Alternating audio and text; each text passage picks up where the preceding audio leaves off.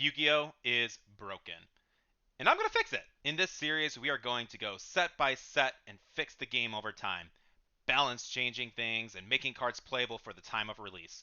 We're also going to be looking at card design as a whole and fix many of Yu-Gi-Oh's balance and issues. We're going to make sure that every single card has some kind of playability for the future. Power creep is inevitable, but a new card should always feel like it has its place in its current meta, and we don't want to completely overshadow a card that came out only a year earlier.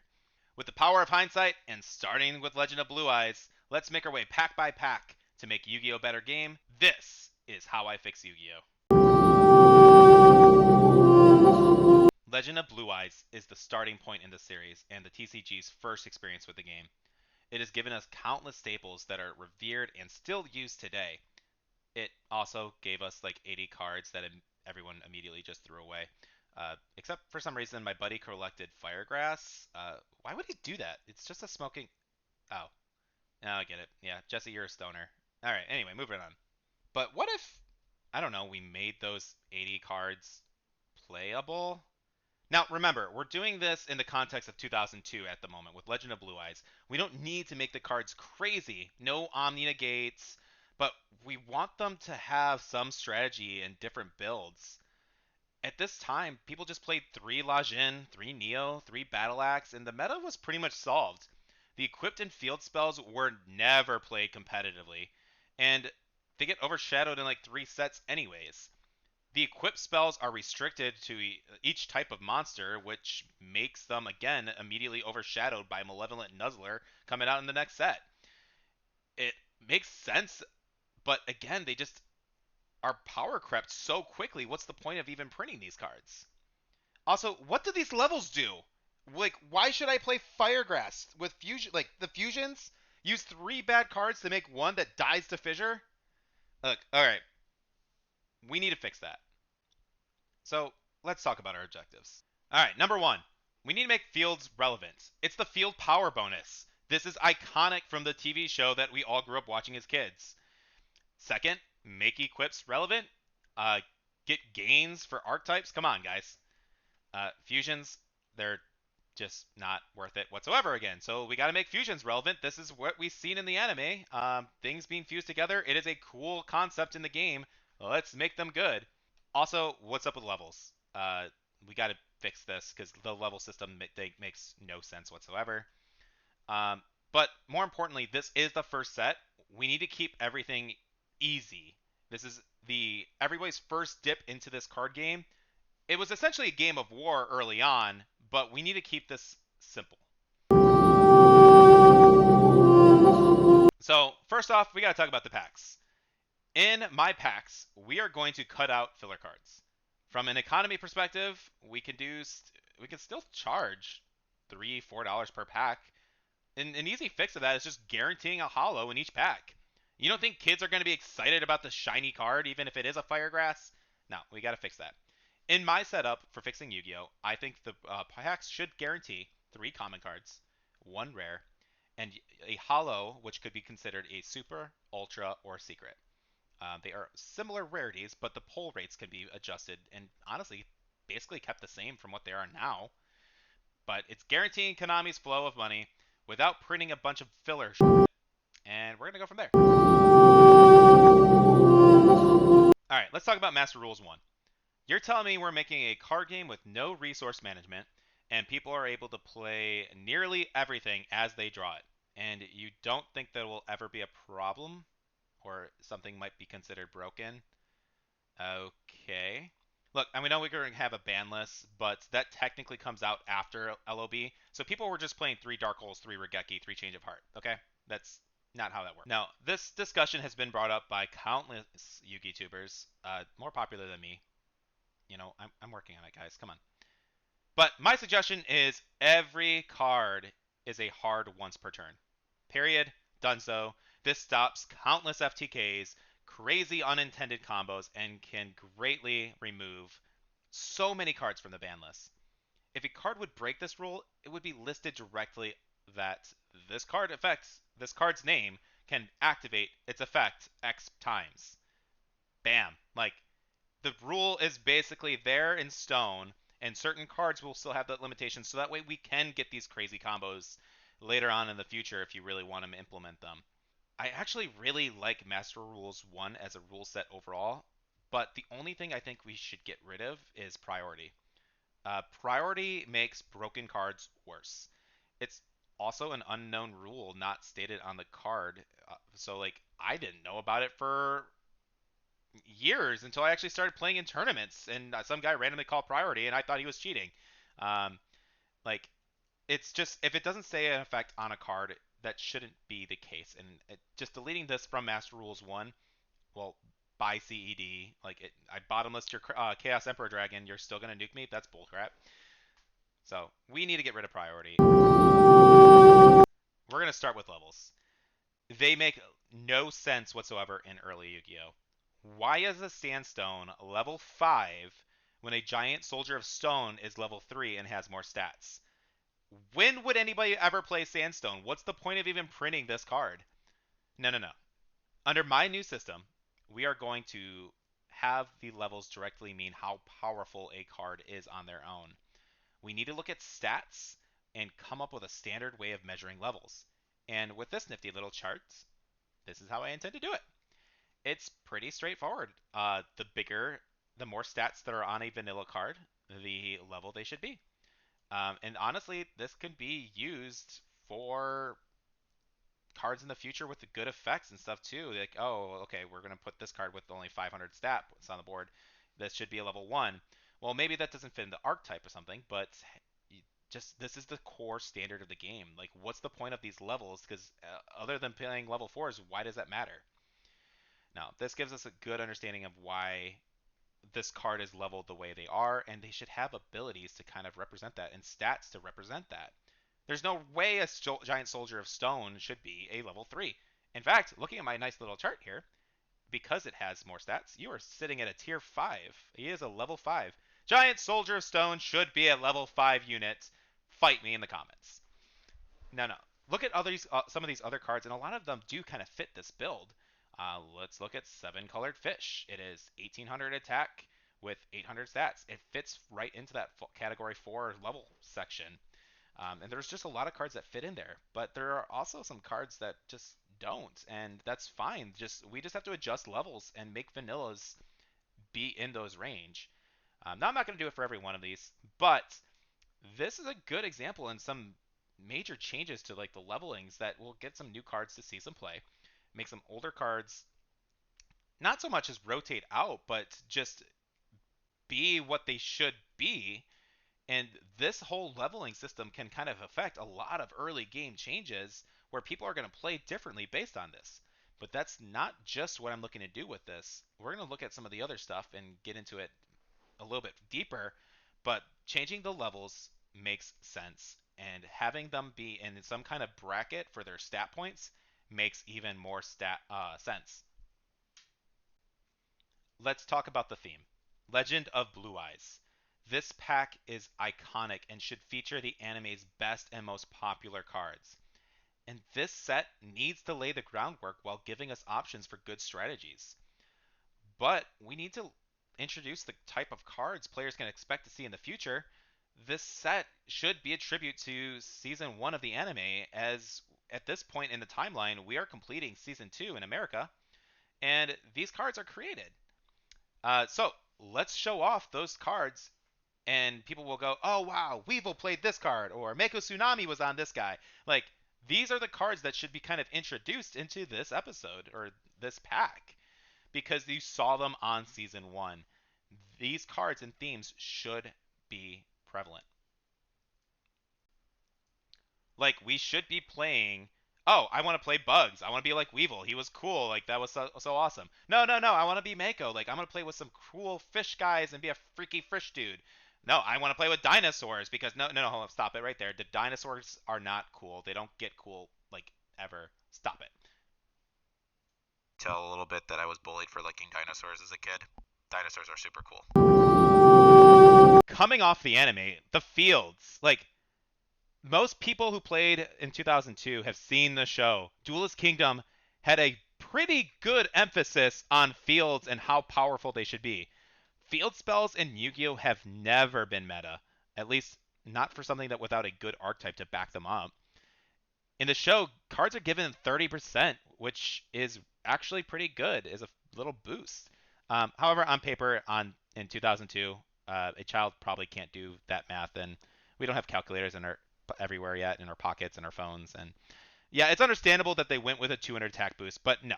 Uh, in my format, all the fields, at least in LOB, are set to a nice 500 in stats. Similar to the Power Crept field spells in the future, but what separates this is the type of monsters versus the attributes. Arguably, this change should be more as if you're committing to playing all fiends and spellcasters. Only the field boosts would just give you compared to like just playing dark monsters with Plasma Zone in the future. Like, but 500 is a good number for this format. It's hitting some marks. It's making sure the game pace isn't going to be super slow. That 500 boost is going to be relevant, and it's something that people will build their decks around in this. So let's talk about the equip spells. Every equip card in this set will never see playing again after Metal Raiders comes out, unless we do something. Stimpack is pretty awesome and a 700 attack boost compared to a 300, even though you're going to diminish that like attack boost in the course of 3-4 turns. Like you don't actually lose more value until that card is on the field for more than at least 2-3 turns. And just cards and equipments just get so power crept so quickly, and we gotta fix that. And these cards have restrictments. So like this card, every single one of these equip spells in LOB is immediately power crept and never seen again in play. Not even like casual play. Who's playing this like legendary sword at 300 attack when you could play Stimpack? Like it doesn't make as much sense. So this does get slightly more complicated. So it does kind of chip away at the ease of use. But in my format, I think each of these equip spells, because there is a requirement to attach them, this card can only be equipped to a blank monster. While equipped, the monster gains 1,000 attack and defense, minus 100 for every level except level 1. What that means is if I'm equipping this to a 4-star monster, I'm getting a 600 attack boost. If I am playing a level 1 Fishman and I equip this Aqua spell to it, it is going to gain 1,000 attack, making that level 1 unit much, much better card, especially if I am playing it with my field bonus on top of that. But this major change right here for these equips and these fields just make playing early Yu-Gi-Oh better. Like everything has its place. I can play dinosaurs, I can play bugs, I can play fish because I got a field spell that will support them. I got an equip spell that supports them. And yeah, like, oh, okay, there's obviously going to be probably more of an objective, oh, this card is better and stuff, but that is stuff that we can look at card by card and say, okay, well, like, hey, dinosaurs have this one monster at 1,500 attack and 1,000 defense.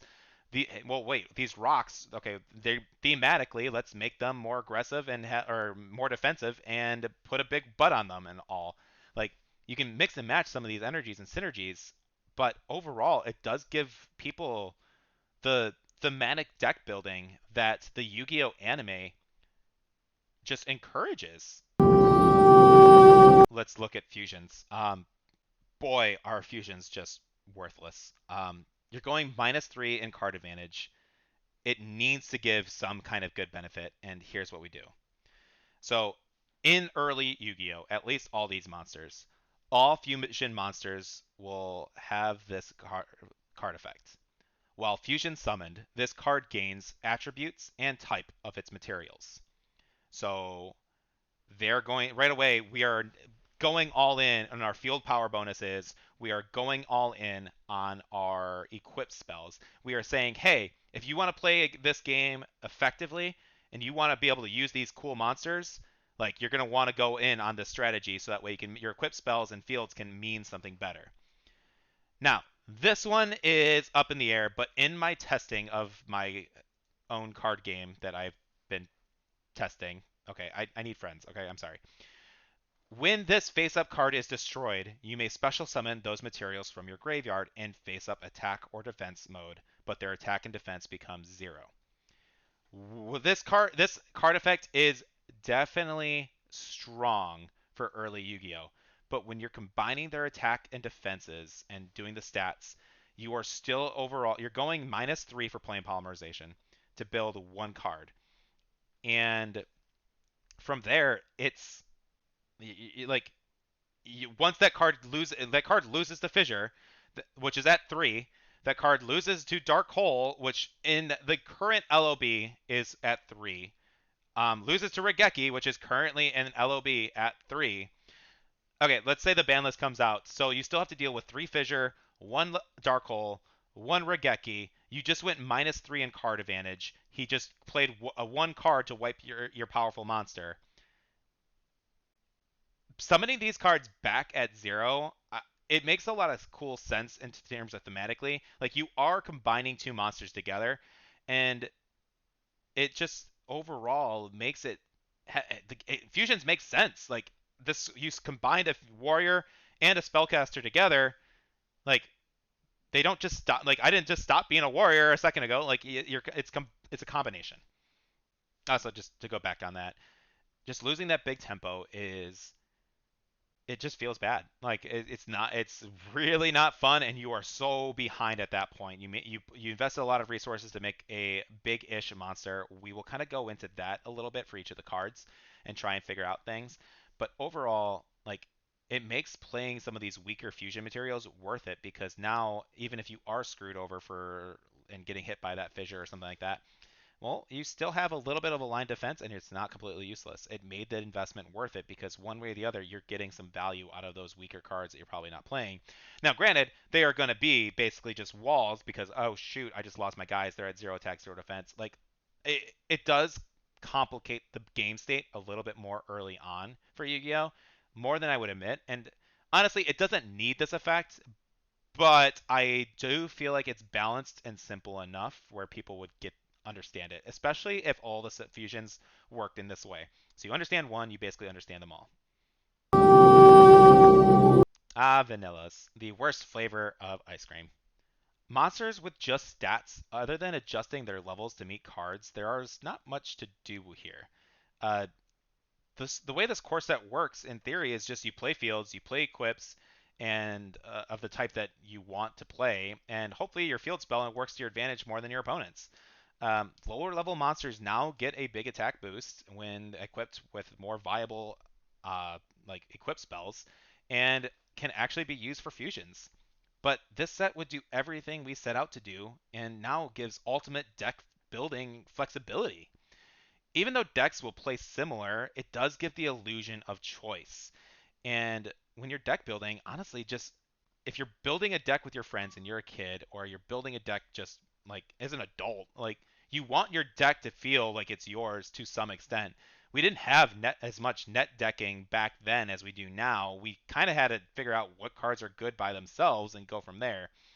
So me like, oh, you're never gonna beat my water deck. You're never gonna beat my bug deck. Like, I keep going to those examples because you as a kid, I really liked warriors. I really liked dragons. Like, that kind of stuff was cool to me, and I wanted to play it. And when somebody said, "Oh, you're never gonna beat my fish deck," I'm like, "Bull crap! My warriors will take you down any day." That's how I think we can fix Legend of Blue Eyes. We're keeping deck building simple. Overall, it makes everything a little bit more playable. It makes the equip cards viable for their strategies. It makes field spells viable for their strategies. And it gives me a reason to want to play a level 1 unit when I can buff it up by 1,000 attack. Let's talk about some of these other, like, extra spells, like some of the burning spells and healing spells. First off, let's, like, sparks. Okay, this can it's to deal 200 damage. Realistically, if you want to make this a thing, then we could, but this is definitely something that could just be cut because who wants to play Sparks at the moment and compared to playing Ukazi or Final Flame, or well, Final Flame comes out next set. But Hinotama, which is 500 and 600. Like, there's just better cards. Nobody's stacking their deck with Sparks expecting to win. Like, if you wanted to improve something like this, Sparks could just say, like, inflict 200 points of damage to your opponent's life points, add a copy of Sparks from your deck to your hand, and with Master Rules 1, this card can only be played once per turn. That's you could do that for some of these extra burn spells, which are kind of neat. I actually have a really cool idea though for Hinotama because we have that Hinotama spell and or not spell, Hinotama monster, and we have like there's a few cards that kind of utilize him with the fusion stuff. So Hinotamas can basically become a theme. So Hinotama, inflict 500 points of damage to your opponent. Okay, that's a good effect. But what if, while you control a Hinotama soul, the like little basic monster, inflict another 500 damage to your opponent? Hey, we're setting up strategy. We are setting up just making a card more valuable. Hinotama is a burn theme. Like we want those kind of burn effects into this deck. So if I'm playing fires, I'm definitely I can burn you for 1,000 damage. Oh, let's make it a quick play. Like that'd be cool. Like if I do lose my Hinotama or I'm about to lose them, I can quickly burn you if there's something. So you want to make sure this Hinotama card is now strong, like and good. You probably want to play it if you're playing fires. It's just giving you that reason of hey, I should play this card because of this reason. And let's look at Cherubin the Fire Knight. All right, Monster Egg and Hinotama Soul are the required materials for this. Also, one other thing, we need to add bullet points. That is a big mark. There is too much reading in Yu-Gi-Oh! We need to separate these kind of things and make it very clear. I believe the OCG does this, and it's just helpful. It's like different effects should have different bullet points. Period. So it's solved. Reading these cards become a lot less painful. While fusion monsters, while fusion summon, this card gains the attribute and type of its materials. We talked about that as our fusion. When this card is destroyed, you may special summon those materials from your graveyard in face of attack and defense position, but their attack and defense becomes 0. Really cool card. And this card is, I mean, realistically not strong. I basically just combined Hinotama, Soul, and Monster Egg stat points together to make this card. And hey, it fits into our 3 stars. But this 3-star card is now playable compared to original, where why would you even bother playing those other cards? We didn't just, we just want to make sure that these cards see play in the future. But overall, now we got a good burn strategy. We got a good monster to kind of back it up. And yeah, it's not the strongest thing, but with a good equip spell and a good field spell, hey, this is playable. And keeping with that theme, like just stick with the fires types real quick. Let's look at Flame Swordsman. He is such a cool card in the anime. He just looks cool. He's got a big flaming sword. He's Joey's ace monster till Red Eyes, and then this thing is completely power crept. Its individual does not give us justice. He is wielding Salamandra, which is a promo card, and that's actually the only equip spell for fire types. Everyone else has that 300. Salamandra gets that 700, which is cool. Uh, it comes out of left field, but honestly, that's fine too, because you can just say, hey, fire types with this mighty blade, you always gain 700 no matter what. The blade has its strength; it doesn't diminish. Like that's cool thematically. That makes fire types a really cool, viable strategy, and it's different. So you can kind of squeeze them out a little bit more. But I kind of gave him a secondary effect because fires should have a burning effect, and that should be their theme. When this card is destroys a monster by battle, inflict 500 direct damage to your opponent's life points. It is probably crazy strong. He is a 2K beat stick, but you're playing some pretty bad at the moment materials to kind of make him. And again, now he does. This is the only ones that didn't get that effect of where you can special summon the materials from the grave because he has a different effect that is more on theme. And I care more about creatures being on theme than I do in terms of I don't know. It just having that cool burn effect I feel like is important because you want to encourage people to try different builds. Now, like let's look at somebody like Gaia the Dragon Champion. Um, okay, he is a dragon champion with 2600 attack. He can't beat Trihorn Dragon, which is basically dead this format anyway. Like nobody's playing 3 Trihorn Dragon over 3 Blue Eyes. It's not a cool card. It could be completely deleted, and I don't think anybody would ever bat their eye. Because why would I play a 2950 Dragon type with 2 tributes when I could play Blue Eyes White Dragon? It just doesn't make sense. But let's go back to the theme. He is the Dragon Champion. So he should be able to beat other dragons. This should be the only card that can outstat Blue Eyes because it's at a pretty big cost. Again, you're playing polymerization, -1. You're playing Gaia the Dragon, or Gaia the whatever, Fierce Knight, and then Curse of Dragon. So you have that means you have to have 3 cards in hand, 2 of which are very at least one is a dead draw and actively weaker than everything else on that tier like level 7 roster. And Curse of Dragons, admittedly good card, especially if you are playing dragons. But this is a 3100 beat stick. This is now a cool card though. This is a dragon type now. It can also be treated as a warrior because of the fusion effects. He is a wind type monster on top of being an earth. Like this became a pretty cool card, and I would actually play it. Like especially if your opponent is on the Flute of Summoning Dragons and heavy on Blue Eyes. This is the card that outs those Blue Eyes really easily. And again, keeps us in theme. Oh, I found this card. Grave Digger Ghoul. All right, select 2 monsters from your opponent's graveyard. Remove the selected monsters from play. As a vanilla like spell, like it's an actively worse soul release, which again was something that was prevalent in the anime. Realistically, this card probably shouldn't exist in this tier. Soul release should take its place, but let's keep it at it. This card could have easily been fixed and playable at a quick spell timing. At least, I mean, obviously you're probably not main decking like 3. Oh, I need 3 Gravediggers. Like, it's there to outplay your opponent if they're on like heavy Graveyard Reborn. Now it's with the quick play aspect too. This just killed the fusion materials. So the problem of fusion cards being strong because they can special summon its materials back from the grave. Well, if those cards are removed from the grave, they don't get the special summon back. Gravedigger's Ghoul just became really good in this format and meta. Now you just wiped out, like, now you don't have to worry about, hey, I'm just going to kill this card and make sure you don't get those materials back. So let's talk about some of the deck types that we've kind of, with all these changes implemented, let's talk about what we can do. So far we have a pretty clear fire burn strategy now because of the Hinotama buffs and stuff like that, and we got some cool fire synergy stuff with it. We came up with good fire burn. We have a plethora of fusion cards now that are all good swarms. Like we have field swarms to play a bunch of reasons to play a bunch of these low ranking smaller monsters now. We also have like, and also with fusions, you can have them keep like with their levels, you can have them keep their the average level. I think is appropriate because I think their stats now become way past that chart. And the way I would do fusions is, hey, if you're combining 2 level 3 monsters, it's a level 3 fusion. Like I'm not going to improve like increase stats, but that could be a difference. Um, but we talked about fire burn. Now we have all these cool fusions for field swarm of I'm going to play a bunch of lobies and just swarm the field with cool things. It gives polymerization a really cool like niche deck, so you can really focus on those fusions. And realistically, you can straight up play beatdown still. We got the La Jins and stuff like that coming from the structure deck Yugis and stuff, which is cool. But honestly, I just don't think that they have a place in LOB early on. Like this early set should be low stats, low monsters, but those will be power creep. But everyone was playing those cards anyways.